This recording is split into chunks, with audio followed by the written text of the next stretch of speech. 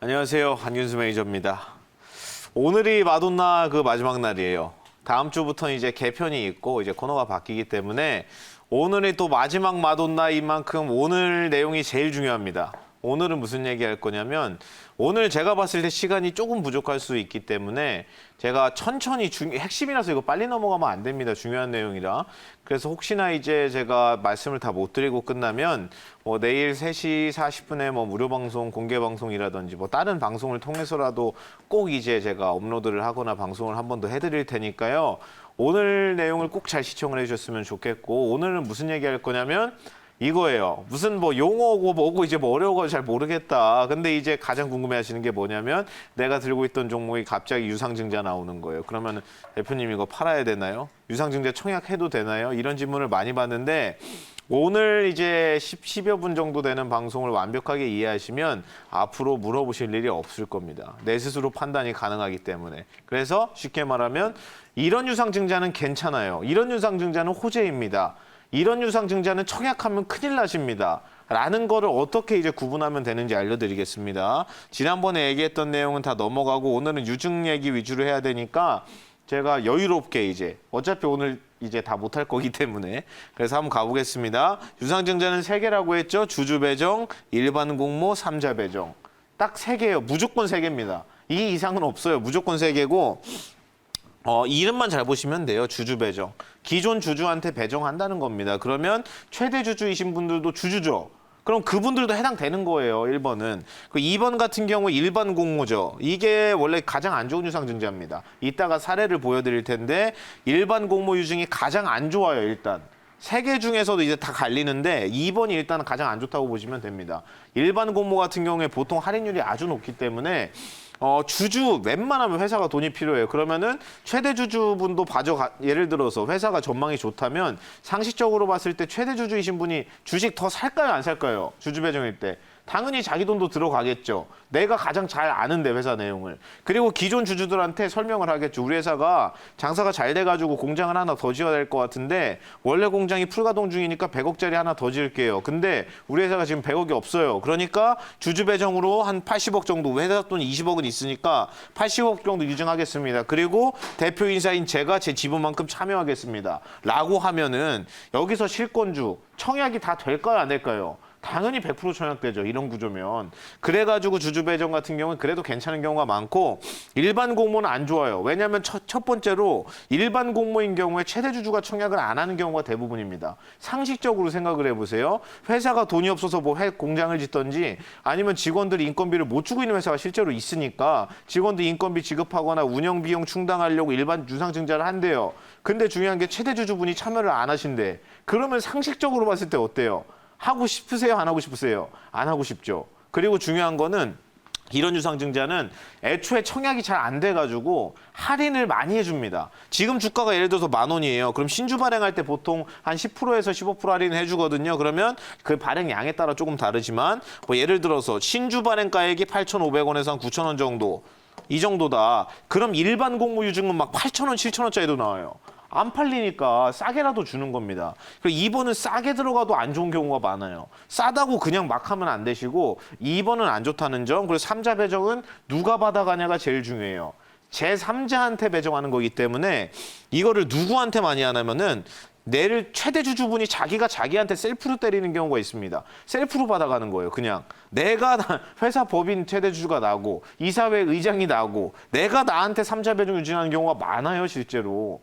그러면은 저거는 내가 참여하는 유상증자는 아니고 3자 배정으로 대표이사 또는 최대 주주가 자기가 자기한테 유상증자 해가지고 자기가 가져가겠대요. 그럼 상식적으로 보통 그 주식을 들고 있는 주주들은 무슨 생각을 할까요? 대표이사가 자기 돈 털어서라도 주식을 더 채우고 있다. 그러면 그게 좋은 신호일까요? 나쁜 신호일까요? 당연히 좋은 신호죠. 그러니까 이런 식으로 내용을 다 보셔야 됩니다. 그리고 예를 들어서 사모펀드가 가져가는 경우가 많고 무슨 예를 들어서 땡땡땡 한글로 이름 3글자예요. 근데 누군지를 몰라. 녹색 포탈에 쳐도 안 나옵니다. 그러면은 보통 어떤 경우가 있냐면은 진짜로 사장님 지인이거나 친인척인 경우가 있습니다. 진짜 있어요. 그런 경우가. 근데 그런 경우에는 좀 애매하죠. 지인이 타니까 좋기는 좋은 것 같은데 근데 중요한 거는 뭐 누군지는 잘 모르겠고 뭐 이름이 있는 사람도 아니고 큰돈 들어온 것도 아니고 그럼 좀 애매한 거죠. 그러니까 이런 거를 잘 생각을 하셔야 됩니다. 제가 사례별로 몇 개 이제 말씀을 드릴 텐데 이게 에코프로가 2016년에 했던 유상증자예요. 4년 전에.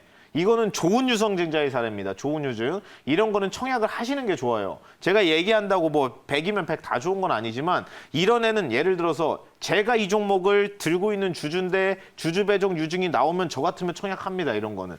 왜 그러냐면은 4년 전 유상증자입니다. 2016년에 에코프로에서 에코프로 BM 상장되기 전에 에코프로 유증이고 여기 보시면은 발행되는 신주의 수가 나오고 발행되기 전에 이제 주식의 수가 나오고 그리고 얼마나 쓰는지가 나와요.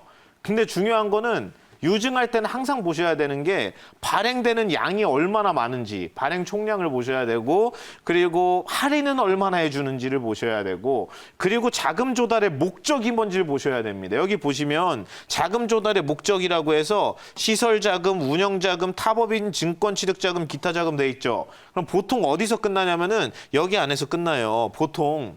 그러면 시설 자금은 보통 어디 들어간 돈일까요? 공장 지을 때. 제가 이제 공장을 하나 더 짓고 싶어요. 장사가 너무 잘 됩니다. 그럼 시설 자금에 들어가고 운영 자금 같은 경우에는 말 그대로 운영하는 데 필요한 거. 인건비 줘야 되는데 밀려 있다든지 전기세 내야 되는데 밀려 있다든지 그게 운영 자금이고 바이오 회사도 있죠. 보통 제약 바이오 회사들.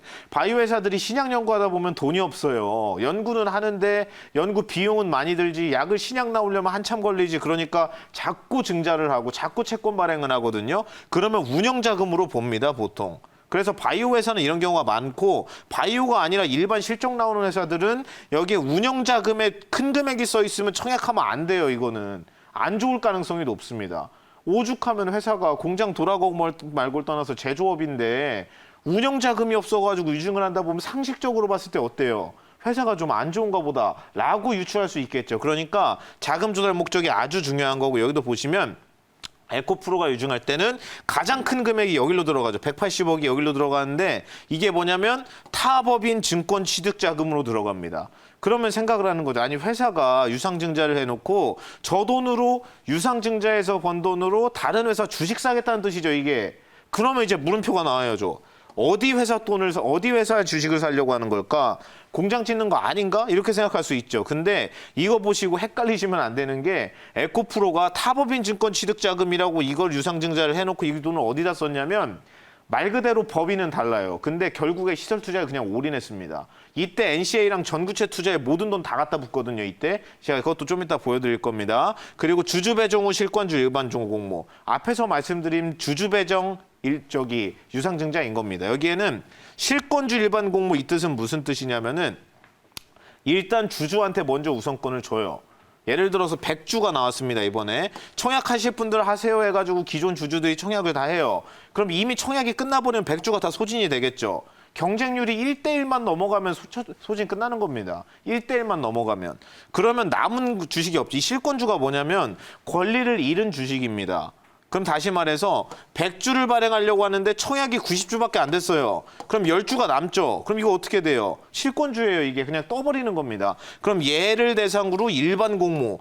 우리 회사 주주가 아니어도 살 사람 사세요 하겠다는 겁니다. 근데 보통 주주 배정 후 실권주 일반 공모를 하는 주식들은 실권주가 안 나와요. 이거 아무 의미가 없습니다. 보통 안 나와요, 이게. 좋은 회사들은 경쟁률이 높아가지고 실권주 구경도 못합니다. 어차피 안 나오기 때문에 이거는 그렇게 중요하게 생각하실 필요 없고 그냥 주주 배정 일상증자구나 이렇게 생각하시면 됩니다.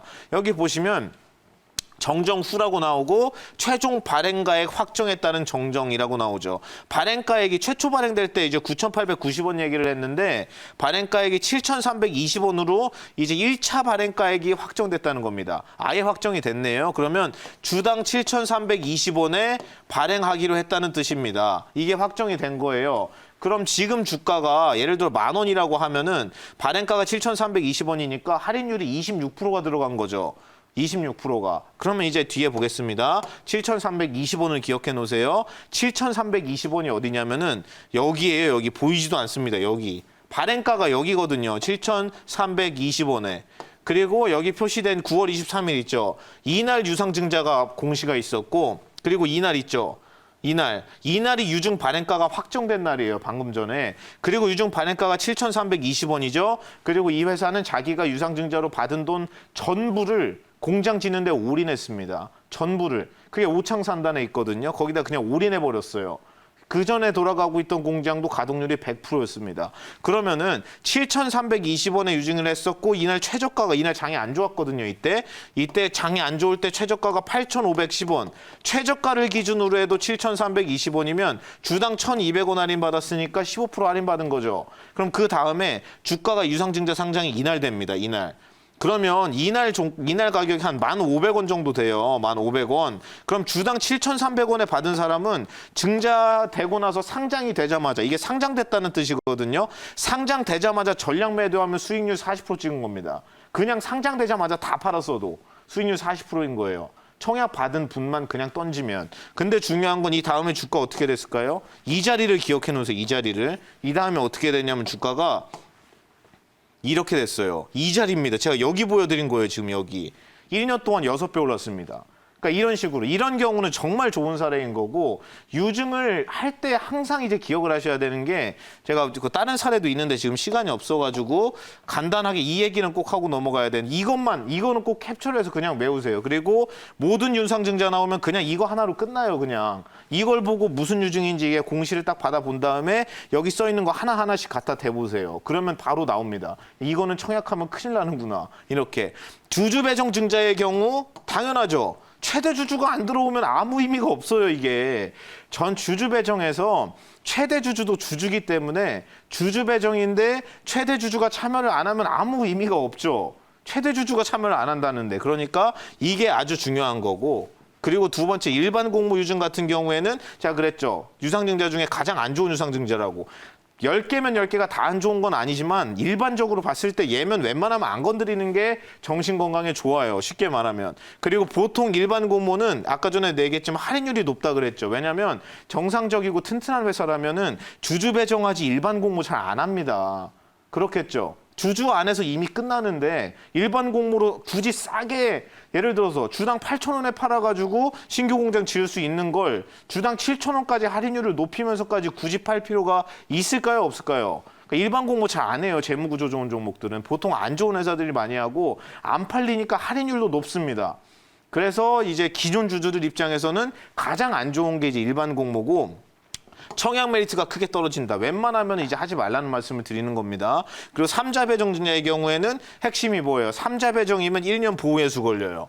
1년 동안 어차피 못 팔아요. 이제 사장님이 가져가든 아까 전에 얘기했던 그 셀프 배당하는 거 있죠. 최대 주주분이 자기가 자기한테 삼자 배정 유증하는 경우가 있는데 그분들도 1년 동안 보호예수 다시 말해서 상장되고 1년 동안 매도를 못 합니다. 매도하면 불법이에요. 1년 동안 보호예수가 걸리기 때문에. 그래서 삼자 배정을 보통 호재라고 보죠. 왜 호재라고 보냐면은 회사 입장에서는 신주 발행해서 주식 팔았으니까 돈이 들어오죠. 신주 발행해서 주식을 팔았으니까. 근데 중요한 거는 기존 주주 입장에서는 신주가 발행되면 기분이 나빠야 되는데 왜 안 나쁘냐면 발행돼봤자 1년 동안 못 팔기 때문입니다. 다시 말해서 나랑 아무 상관이 없어요. 1년 동안은. 그리고 할인율이 낮을수록 당연히 좋겠죠. 예를 들어 삼자 배정으로 누가 받아가는데 뭐야 20%를 할인을 해줘? 그럼 난 뭐가 돼요? 이렇게 되는 겁니다. 그래서 할인율이 낮을수록 좋은데 삼자 배정은 할인율이 낮은 경우가 많아요. 할인율 막 5%짜리도 있고 할인율 0%짜리도 있어요. 그러면 이렇게 할인율이 삼자 배정으로 큰 돈이 들어오는데 할인율이 낮다는 뜻은 무슨 뜻일까요? 회사가 아주 좋다는 뜻이죠. 원래 발행이 안 되거든요. 이게 할인율이 낮으면. 상식적으로 제가 채권자로 들어가가지고 뭐 전환사채 같은 경우에도 제가 100억을 제 돈 넣어서 들어가는데 지금 시장에서 주가가 10,000원이에요. 근데 저한테 9,800원에 주겠대요. 100억치. 그러면 상식적으로 제가 채권자로 들어가는 입장에서 전환사채 사고 싶어요? 안 사고 싶어요? 200원 할인해 주는데 나 100억이나 사는데 근데도 사는 사람 많습니다. 그리고 그런 종목들이 많이 올라가는 경우가 많아요. 큰 돈이 들어오는데 할인도 많이 안 했기 때문에. 그리고 보통 그런 거는 발행 자체가 잘 성공을 못 하는데 발행됐다는 것 자체가 대단한 겁니다. 그리고 누가 받아가냐가 중요. 최대 주주 받아가는 경우 있댔죠. 펀드도 있댔죠. 삼자 배정도 있다고 했습니다. 여기서 공통으로 체크해야 되는 거. 이 세 개 다인데 공통으로 체크해야 되는 게 아까 전에 얘기했던 유상증자의 목적이 뭔지를 보셔야 돼요. 목적. 아까 전에 얘기했지만 제약바이오 회사의 경우에 보통 운영자금으로 많이 들어가죠. 어쩔 수가 없어요. 걔네는 뭐 지금 뭐 공장 짓고 그 문제가 아니라 연구 비용이 없기 때문에 신약 만드는 회사들은 운영자금이 좀 많아도 됩니다. 왜냐하면 어쩔 수가 없어요. 다 운영자금이에요. 걔네는. 그래서 바이오 회사들 같은 경우에 운영자금이어도 괜찮지만 제조업이면 운영자금이면 안 돼요. 그럼 회사 어렵다는 얘기입니다. 그게. 어렵다고 인정하는 꼴이 되는 겁니다. 운영자금이 많으면. 그래서 당연히 유증의 자금 조달의 목적을 봤을 때 시설 자금이 많을 경우가 가장 좋고 가장 좋습니다. 가장 좋고 그리고 채무상환 자금 이거는 말 그대로 회사가 빚이 많아가지고 빚 갚겠다는 거예요. 근데 채무상환 자금으로 쓰면 회사의 빚이 줄어들고 대출이자 갚는 부담이 줄어드니까 재무구조가 개선되는 효과가 있기는 하지만 그게 무슨 문제예요? 회사가 자기가 영업으로 본 돈으로 이자를 못 내고 있다는 뜻입니다, 이게. 그러니까 건들면 안 돼요, 쟤도. 결국에는 시설 자금 비율이 높을수록 좋은 거겠죠. 당연히 간단한 겁니다. 업황에 대한 이해 필요. 지금 공장이 지금 지어놓은 것도 안 들어가는데 상식적으로 공장 새로 짓는 회사 있을까요, 없을까요? 있어요, 근데. 그러니까 업황업 잘 봐야 된다. 이거 또 여기까지 시간을 다 써가지고 여기에 진짜 딱 하나만 말씀드릴게요. 그러면 알겠어. 네가 보는 지금 유상증자 중에 좀 좋은 유상증자 뭐 있냐? 그거는 이제 내일 무방에서 알려드릴 건데 포스코 케미칼입니다. 포스코 케미칼. 여기에 말씀드린 좋은 조건에 다 해당돼요. 포스코 케미칼이 하는 게. 주주 배정 유상증자인데 최대 주주가 전량 참여를 다 하고요. 한 5,400억 정도 들어갑니다. 모회사 포스코에서. 그리고 시설 자금이 이번에 1조를 하는데 1조 중에 7천억이 시설 자금이고 이거 다 설비 투자입니다. 거의 다 설비 투자로 들어가요. 그리고 운영자금 뭐 거의 없다고 봐도 되고 채무상환 자금 없어요. 재무구조가 너무 안 그래도 좋은 애라서. 그리고 얘는 주주 배정 같은 경우에는 할인율이 높으면 좋은데 할인율이 또 높습니다. 지금 이제 얘기하는 게 지금 종가 대비해서 한 20% 이상 할인을 받을 수 있고 재무구조 좋은 애고 실적도 좋고 기존 공장 다 돌아가고 그러니까 뭐 자세한 얘기는 또 내일 제가 해드리겠지만 포스코 케미칼 같은 거를 한번 공부를 해보시고 그리고 청약 기준일이 12월 9일입니다. 그러니까 한번 공시를 보시면서 여기에 빗대어서 한번 확인을 해보시고 공부하는 시간 한 10분만 이제 가져보시면 좋겠다. 여기 말씀을 드리면서 오늘은 이제 끝내겠습니다. 네, 오늘 제가 준비한 순서는 이제 여기까지입니다. 오늘도 늦은 시간까지 시청해 주셔서 감사합니다.